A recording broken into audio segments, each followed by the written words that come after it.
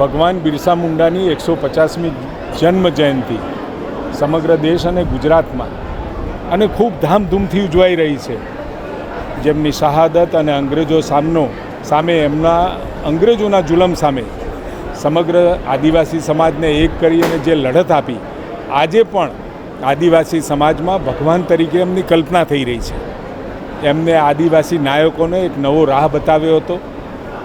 એટલા માટે એમને યાદ કરી અને જ્યારથી આદરણીય વાજપેયીજીએ આદિજાતિ વિભાગની નવી શરૂઆત કર્યા પછી આદિવાસી સમાજ માટે અનેકવિધ કલ્યાણકારી યોજનાઓ પણ મળતી થઈ છે.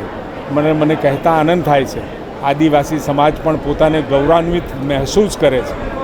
ભગવાન બિરસા મુંડાને યાદ કરી સમગ્ર ભારતભરના આદિવાસી સમાજ માટેના એ ભગવાન તરીકે એમને પોતાના હૃદયમાં સ્થાન આપ્યું છે.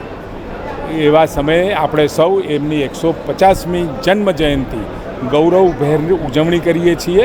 અને એ સમયે આમ તો 2007થી પ્રધાનમંત્રી મોદી સાહેબ જ્યારે મુખ્યમંત્રી હતા ત્યારથી વનબંધુ કલ્યાણ યોજનાથી અનેકવિધ લાભો આદિજાતિ સુધી પહોંચાડ્યા છે. મને હમણાં જ કલેક્ટરશ્રીએ કહ્યું કે 25 કરોડ રૂપિયા ટ્રાઇબલ માટે ન્યૂ પેટર્ન માટે નવા એમને ફાળવ્યા છે.